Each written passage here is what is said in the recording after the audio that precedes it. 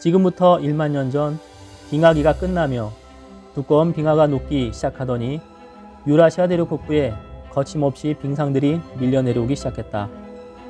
시베리아에서는 맘모스 떼가 두꺼운 얼음 속에 파묻혔으며 지금의 핀란드와 러시아 북부 지역에서는 빙상의 경로를 따라 수많은 강과 호수가 생겼다. 그중 라도가호와 오네가호는 유럽에서 가장 큰 호수가 되었다. 오랜 세월이 흘러 황무한 호숫가 늪지대와 수많은 섬으로 사람들이 진출하기 시작했다.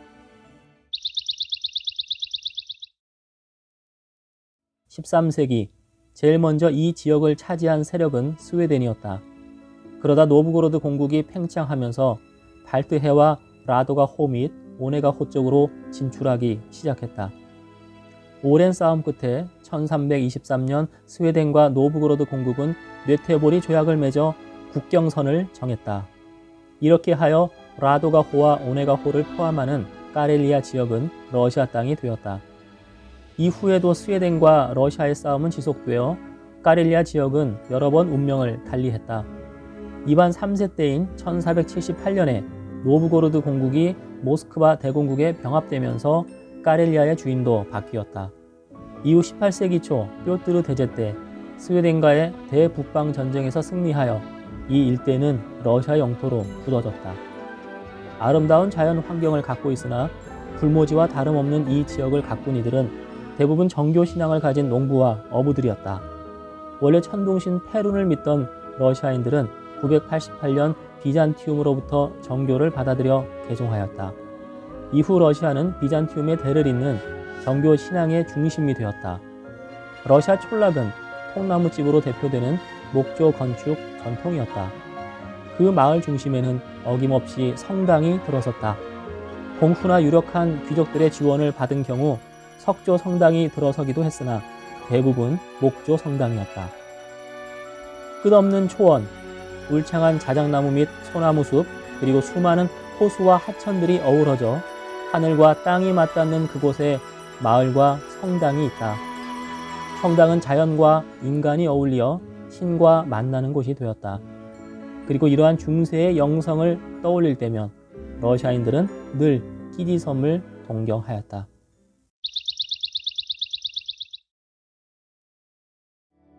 오네가호의 끼디섬은 마법의 성 같은 목조 성당들이 있는 곳이다. 이 뛰어난 성당들은 중세의 목조 건축 공예의 정수를 보여준다. 나무로 지은 이 대담한 성당은 우리로 하여금 옛 장인들의 재능을 찬탄하게 만든다. 마치 호수 위에 떠있는 듯 우아한 성당의 자태는 정교한 목공예뿐 아니라 자연 환경과의 절묘한 조화로 인해 보는 이들의 넋을 빼놓는다. 어찌 러시아에 와서 끼디섬을 순례하지 않을 수 있을까? 끼디섬은 오네가호에 있는 1650개의 섬 중 하나이다. 오네가호는 유럽에서는 라도가 호수 다음으로 큰 호수이며 면적이 9,700스퀘어킬로미터에 달한다. 러시아 카렐리아 공화국 수도인 페트로자보스크에서 배를 타고 오네가호를 가로질러 끼디섬에 다다를 수 있다. 끼디섬은 면적 5킬로스퀘어미터, 길이 6km, 폭 1km의 기다랗고 작은 섬이다. 오네가호의 투명한 물과 파란 하늘이 만나는 그 지점에 마치 수백 개의 섬들이 둥둥 떠다니는 듯한 선경이 황홀하다. 페트로자보스크에서 쾌속경을 타고 끼디섬에 도착하면 맑은 호수에 둘러싸인 푸른 초원, 우뚝 선 목조 성당, 그리고 통나무 집들이 우리를 반긴다. 섬으로 한 걸음을 내딛는 순간 신성하고 고즈넉한 분위기에 압도당해 별천지에 와 있는 느낌을 받게 된다.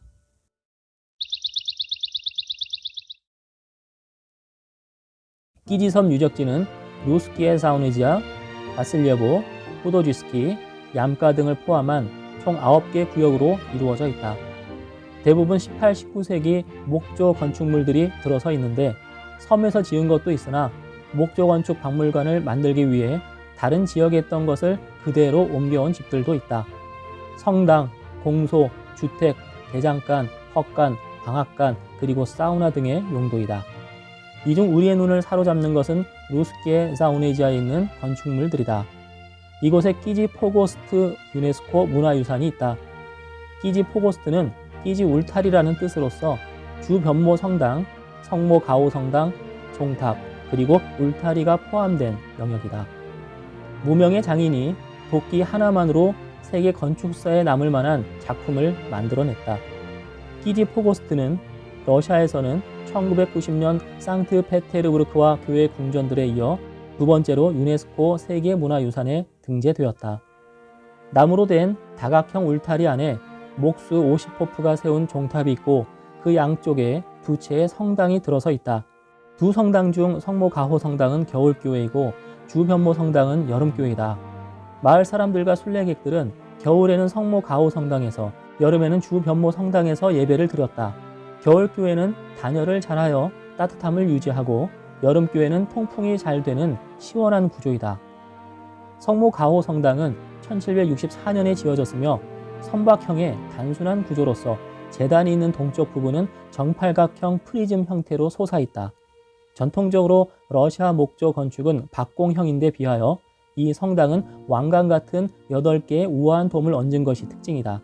8개의 돔이 27m 높이의 양파 모양 중앙돔을 둘러싸고 있다. 30m 높이의 종탑은 높은 입방체의 전통적 정팔각형 형태이다. 종탑이 구조물의 머리 부분을 장식한다.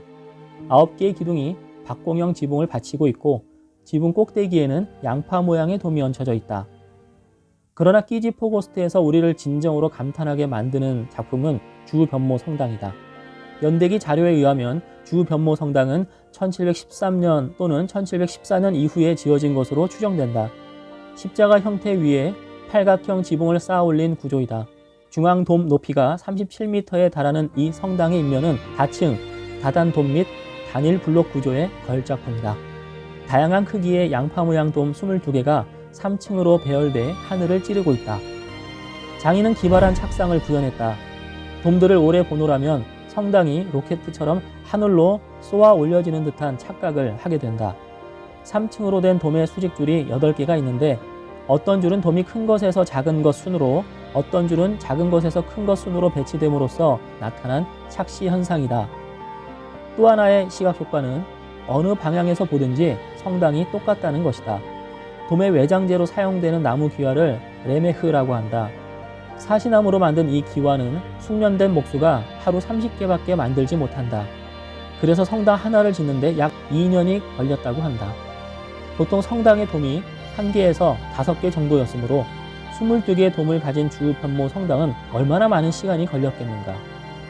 목조 건축물이 비와 습기에 상하지 않도록 배수 시스템을 고안한 장인의 솜씨 또한 기발하다. 비가 내리면 빗물이 나무 기와의 경사를 따라 흘러내려간다. 그러면 그 아래 돔의 기와에서 물을 받아 또 아래로 내려보낸다. 이렇게 3층 돔 구조의 흐름을 따라가면서 기와, 용마루, 처마 등의 많은 장식 요소들이 자연스럽게 물길을 큰 통으로 연결하여 물을 밖으로 배출함으로써 실내로 침투하는 것을 막아준다. 이러한 목조 성당을 경이롭게 생각한 나머지 지역 주민들은 성당을 지은 장인 네스토르에 대한 전설을 탄생시켰다. 그 지방 전설에 따르면 네스토르는 도끼만 사용하여 단 하나의 못도 없이 주변모 성당을 지었다고 한다. 네스토르의 전설은 이러하다.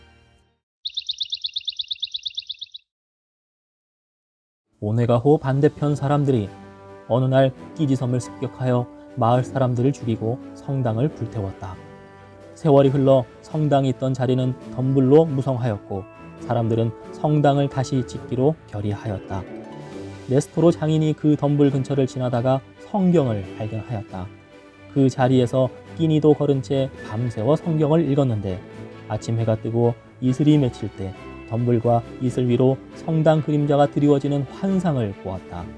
네스토르는 이곳에 성당을 지어야겠다고 마음먹었다. 그러나 마을 사람들은 벼락 맞은 그곳은 불길하다며 거부하였다. 네스토르는 주민들의 반대를 무릅쓰고 결국 성당을 완성하였다. 봉헌 예배를 드리고자 하였으나 마을 사람들은 또 거부하였다. 이에 장인은 성당 지붕으로 올라가 돔의 십자가에 빨간 리본을 묶고는 이 기이한 성당은 어디에도 없었고 지금도 없으며 앞으로도 없을 것이오! 라는 말과 함께 도끼를 호수에 던지고는 사라져버렸다. 성당이 봉헌되는 순간 장인이 도끼와 함께 기적처럼 사라진 것은 건축가의 육체가 성당과 하나 되었음을 의미한다. 주변모 성당에 얽힌 네스토르의 전설은 순수한 러시아인들의 신앙심을 보여준다. 주변모 성당은 네스토르 장인의 혼이며 푸른 호수로 둘러싸인 끼리섬은 러시아 영혼의 풍경이다. 네스토르가 주변모 성당과 하나가 된 것처럼 주변모 성당은 끼리섬과 동화하여 불멸의 유산이 되었다. 오늘도 투명한 오네가 호 위에 고요히 떠있는 끼리섬은 지상 낙원을 한번 맛보지 않겠느냐며 전 세계 순례자들을 부르고 있다.